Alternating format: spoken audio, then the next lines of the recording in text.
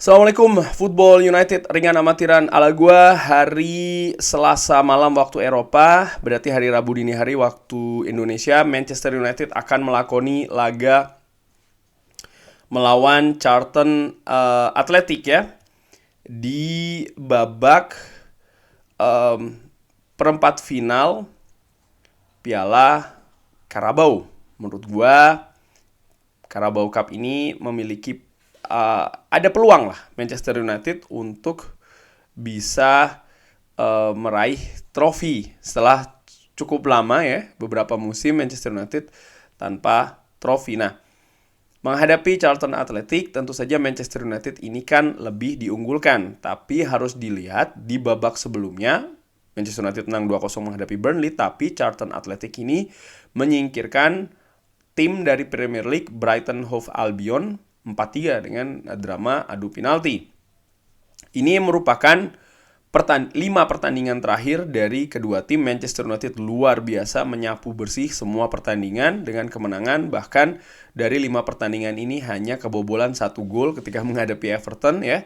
Di pertandingan terakhir ini juga berbau blunder dari David De Gea. Sementara Charlton Athletic sendiri mereka cukup compang-camping nih setelah kemenangan menghadapi Brighton.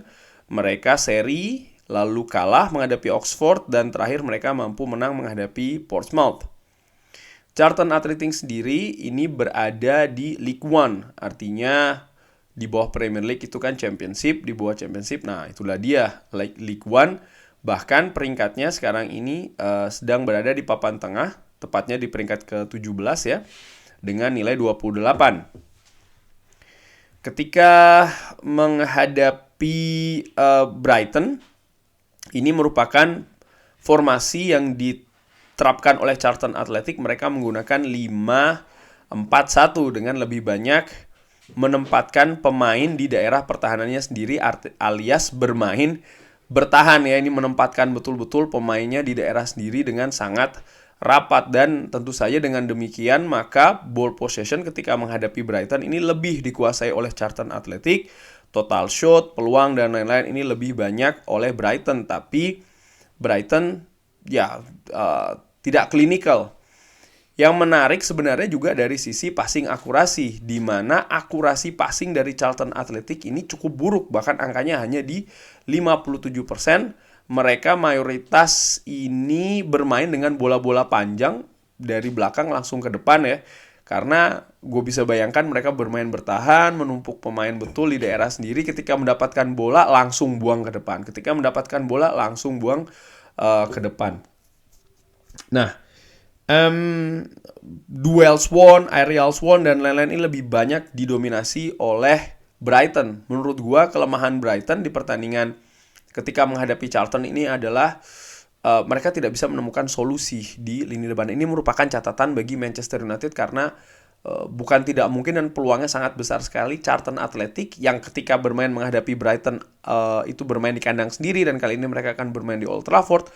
Mereka akan menempatkan banyak pemain, akan bermain low block. Bukan tidak mungkin juga mereka akan menerapkan sepak bola negatif untuk menjaga ya supaya mereka tidak kebobolan. Karena menurut gua dengan amatiran Charlton Athletic punya peluang untuk menyingkirkan Manchester United kalau mereka mampu menahan Manchester United ya dan membawa ke adu penalti. Kenapa?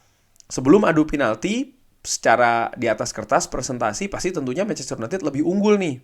Kemungkinan menangnya menghadapi Charlton Athletic. Tapi setelah adu penalti atau masuk ke babak adu penalti ini kan akan 50-50, sehingga Charlton Athletic punya peluang di sana dan mereka akan berusaha betul ini untuk bisa menahan ya serangan-serangan dari Manchester United. Dan menurut gue ini penting bagi Manchester United karena seperti gue katakan di awal, Manchester United kalau bisa menang menghadapi Charlton, mereka akan lebih punya peluang untuk bisa meraih Piala Carabao. Mereka akan melangkah ke semifinal, dan kalau melihat pesaing-pesaing yang lain ya, tentu saja masih ada Manchester City, masih ada Newcastle.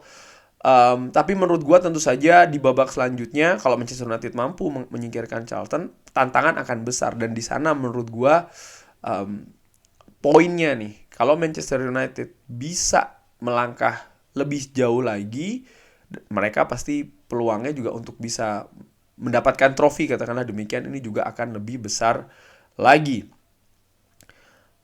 Untuk formasi, sebelum ke formasi, gue ingin memberikan update tentang jadwal dari Manchester United. Ini gue ambil dari manunited.com. Jadi setelah menghadapi Charlton Athletic, Manchester United ini kan akan menghadapi Manchester City di derby Manchester. Laga penting, laga gengsi, pertandingan akan berlangsung di Old Trafford. Ketika bermain di Etihad, Manchester United kebobolan cukup banyak ya. Lalu setelahnya ada Crystal Palace, lalu setelahnya akan menghadapi Arsenal. Maksud gue begini, Erik ten Hag akan atau harus berhitung juga. Oke, Manchester United akan menghadapi Charlton akan bermain sepak bola negatif. Siapa-siapa yang akan diturunkan, apakah akan menurunkan 100% pemain terkuat atau akan ada sedikit rotasi di sana, ini juga harus diperhitungkan ya, mengingat ketatnya jadwal Manchester United setelahnya.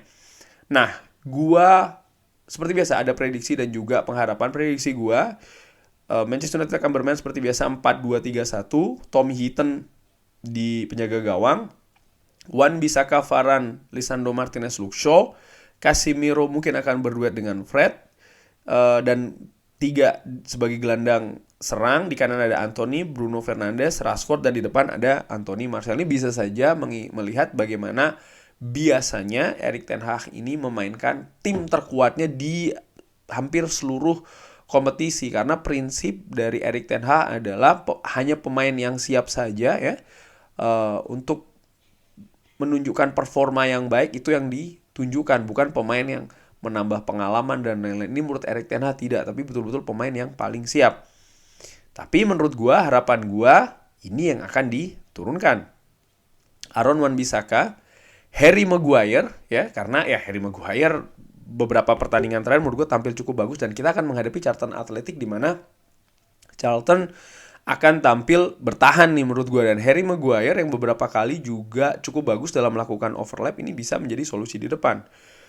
Diduetkan dengan Lisandro Martinez menurut gue butuh menit bermain yang banyak dulu nih sebelum kemungkinan besar akan diturunkan ketika menghadapi Manchester City. Jadi dia butuh menit pemanasan, dan sebelumnya menurut gue tidak cukup banyak menit bermainnya dari Lisandro Martinez setelah kembali dari Argentina. Jadi menurut gue menghadapi Charlton Athletic yang sekali lagi punya peluang untuk bermain sepak bola bertahan ya, ini bisa diturunkan Lisandro Martinez supaya mendapatkan menit bermain yang banyak, supaya dia lebih bisa panas lagi ya.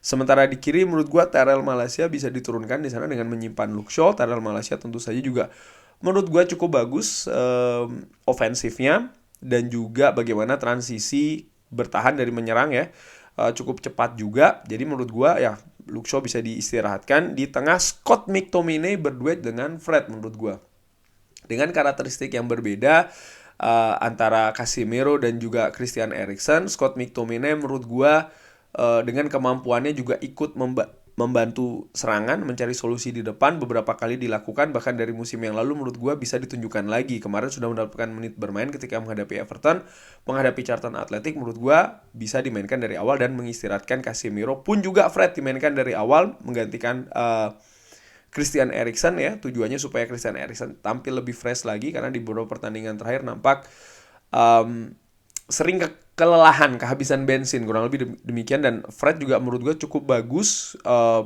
pergerakannya sangat cair seperti biasa, baik itu bertahan maupun menyerang. Dan bagaimana kelebihan Fred juga, dia ini pintar untuk mencari ruang-ruang kosong di lini pertahanan lawan, ini bisa dimanfaatkan juga untuk atau dari lini tengah Manchester United. Dan 3 gelandang serang, di kanan Anthony ya, dengan aksi individunya, dengan harapkan bisa ya memecah kebuntuan, katakanlah demikian harapan gue ya, sekaligus juga memperbaiki performanya. Bruno Fernandes ya pusat kreasi ataupun kreativitas dan juga visi permainan.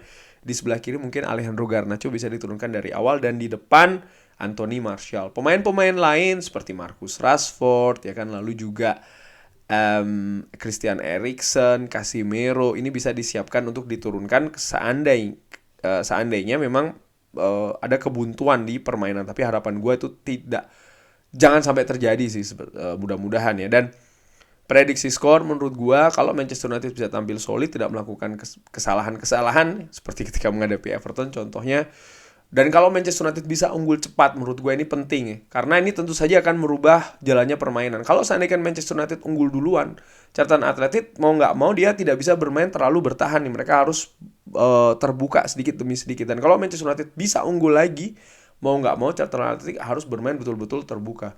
Tentu saja di kompetisi FA dan juga Carabao, kejutan-kejutan dari tim divisi bawah ini sering terjadi, sehingga fokus konsentrasi dari para pemain Manchester United tidak boleh meremehkan, ini sangat penting. Walaupun sekali lagi mereka menghadapi tim dari League One ya, dan juga mereka bermain di Old Trafford, tapi sekali lagi fokus konsentrasi harus penuh. Tebak-tebakan skor ringan amatiran, Manchester United 3, Charlton 0. Bagaimana mau Sobat Football United? Siapa-siapa saja yang ingin diturunkan? Perakiraan skornya seperti apa? Drop di kolom komen. Terima kasih sudah menyaksikan. Jangan lupa like, subscribe. Wassalamualaikum warahmatullahi wabarakatuh.